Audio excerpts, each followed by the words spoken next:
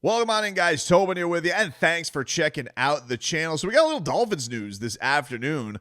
The Miami Dolphins let go of a couple of assistant coaches. One of them, not surprising at all. I think if I asked any Dolphin fan, hey, if you expected somebody to be fired after the season, who would you definitely think that it would be? And your answer to me would be, Tobin, of course, that special teams coordinator, Crossman. And I'd be like, of course, because you've watched Dolphins special teams. And you understand that the Dolphins were probably going to make a change there. So Danny Crossman was let go. Been the Miami Dolphins special teams coordinator since 2019. Jason Sanders, pretty incredible season. And I will say, to Danny's defense, had to deal with the fiasco that was the rotating long snapper.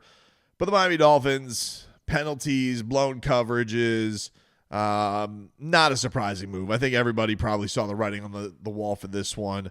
Mike McDaniel said, I'm grateful for Danny's contributions and dedication to the Dolphins over the course of many seasons, as well as numerous ways he helped me as a head coach. So that one, not surprising. The second one, I think it's a little bit of a stunner. I think the Miami Dolphins fan today is a little bit surprised that Wes Welker has been let go as Miami Dolphins wide receiver coach and passing game coordinator. He is gone. And I think a couple of things play into this. One, I don't really, when they make positional coach changes, a lot of the times guys' contracts just expire. They want the opportunity to go, look at somebody else who may be coming available on the market. But the West one's interesting. One, obviously, his NFL credentials. I mean, the guy was just a bona fide stud as a wide receiver. One of the Dolphins' great mistakes is letting Wes Welker go to the Patriots. And then, he's a Mike McDaniel guy. Like, he left the San Francisco 49ers, came with Mike McDaniel, joined Miami. When I used to cover practice, was a guy that you see with Mike all the time. Seemed like they had a really, really good relationship. So, yeah, this one comes as a little bit of surprise to me, and especially you think about the drama that's surrounding the wide receiver room right now. Is this a thrown under the bus situation? Because look, plenty of coaches do it, man. If the owner demands change, or the owner thinks something's got to go, or something's got to give there, where do you go about in that hierarchy before you let somebody go? And this is where he's at with Wes Welker. Wes Welker getting let go. Now, look, on its face, if he didn't have the name value that he did and the recognizability that he did, and you learned, hey, the Dolphins wide receivers, Tyreek Hill and Jaylen Waddle under 1,000 yards this season, what do you think? And it'd be like, yeah, okay, but we're also doing this with the knowledge of everybody's going to say, hey, Tyreek Hill played this season banged up, and we all know that he was banged up. Would that cost somebody his job? If we're all going to live under the guise of, hey, Tyreek Hill had a down season, very obvious. He has been catching footballs for a long time. What does Wes Welker have to do with that? But if Wes Welker was either covering up or not disclosing maybe how many times this guy was late, and he was finding out how often he was late, if there were some disciplinary issues in the room that way, because look, there's no two ways about it. This has been a bad week for Mike McDaniel, probably his worst as a Miami Dolphins coach that didn't deal with a result. His reputation's taken a real hit. He already has to deal with a lot of the perceptions that people have of him because of the way he looks, the way he talks, the fact that he's, small, has the glasses, long-winded, kind of a weirdo, in the most loving way. I mean that, like a little quirky guy, right? And by that, you're left with a lot of the respect that you have amongst your position coaches. Wes Welker is one of the greats to do it. And if there was some miscommunication or non-communication about things that were going on in that room, does that have any play into this and why we're at this point? Because the Dolphins are going to be, much like the Heat saw the season of Jimmy Butler They should have seen it on the horizon in the offseason. You're kind of hopeful that the Dolphins don't make that same mistake, where I can understand people who want to bring Tyreek Hill back. I'm a huge Tyreek Hill fan of watching him play football. He is dynamic. He's been, the most fun Dolphin to watch probably since Ricky offensively. But we do have to, we can't ignore the negatives that were there this season, especially with dealing with the chatter, right? Like Tyreek Hill has done some incredible things in the Dolphins uniform. He's obviously broken the record before, and certainly a big reason why Tua made the jump that he did and developed the way they did. I'm not saying it's all the reason that Tua did, but I think that you'd be silly to ignore that it was a huge part and had a huge part in it. And hell, look at how the Chiefs have kind of they've won. This is going to sound ridiculous because they've won championships, but it does feel like they have basically been trying to replace him ever since he left. Like he's an excellent player. I mean, there's a reason he was voted amongst his peers the best in the NFL. And so maybe just a drop off like that was enough to just say, hey, Wes, we need to make a change there. But, it's not like Wes Welker's calling plays. It's not like Wes Welker is I don't know how much input he has on this.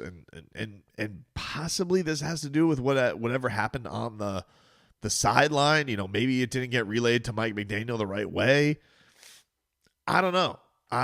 It's just, it's tough to imagine you could just put the lack of production from Waddle and Wes Welker on the wide receiver coaches. They're not rookies.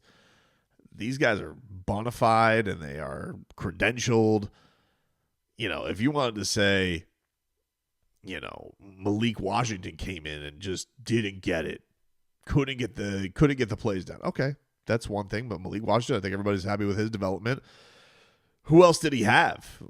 Odell Beckham Jr. What's he supposed to friggin' do? Grant DeBose injured multiple times. D. Eskridge. Taj Washington didn't really play. So, what hand was Wes Welker dealt? I don't know if this is a great look for Mike McDaniel, especially for a guy who was your guy. And getting back to the Tyreek Hill thing, the Dolphins are definitely in they're staring down the barrel of some chaos here, because what do you do with Tyreek Hill? His agent has already got on one of the biggest sports shows on the planet and was like an agent talking out of both sides of his mouth, saying he's committed, but wouldn't commit but when flat out asked, would he be a Dolphin? He's like, yeah, I'm going to talk to Tyreek. It's like, all right, well, what is that? And then is maybe taking pot shots at the quarterback, maybe just everybody, but he's like, Tyreek was available when no others weren't. And it's not that, I guess I'm of the opinion of this, and I'm kind of learning from the basketball situation. It's not that in an ideal scenario it can't work, but how often in sports, when there's already been a problem, does it never surface again? And if the Dolphins are looking at what's going on and swirling right now in Miami, you've known now, okay, we know what Tyreek Hill is when he's breaking the records. We know what Tyreek Hill is when we're a team in the playoff hunt.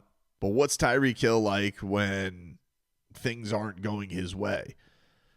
He told you he wants to get the hell out. He wants to move on. Emotional or not, that's what he said, and what his actions were. He was done. He had, to his credit, played through a season with a wrist injury. I'm a little bit confused on how bad it was, but it doesn't sound like it was very enjoyable to deal with that this year.